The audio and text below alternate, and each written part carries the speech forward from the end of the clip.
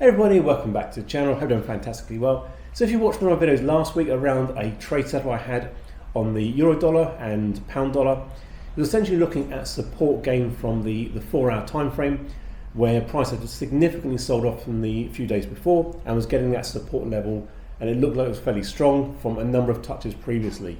Now I outlined two ways to get into the trade. The first one would have been waiting for it to break back up through the range, and the other one would have been buying at the bottom, still putting a stop loss in there and just going for it. Now I actually traded that. I just bought in for whatever reason.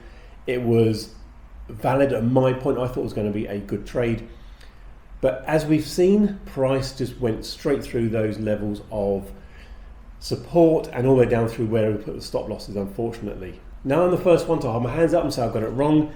If I was to go back in hindsight, wasn't aware of any of the political things coming out around some of the Middle Eastern side of things and the attacks going on there.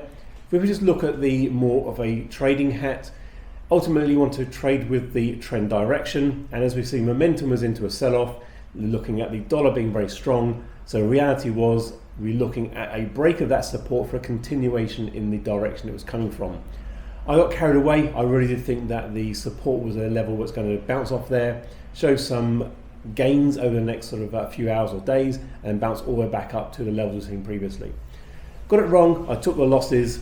I had my stop losses in place on both those trades. It wasn't ideal, but unfortunately we have to learn from our mistakes, understand where we went wrong, really evaluate what we can do better next time, and build on from that in the future. So I think for me, trying to post a trade as it's almost forming, almost live, was quite a risky thing to do, because you're always laying yourself out there to say this could go right, this could go wrong. The reality was it went wrong.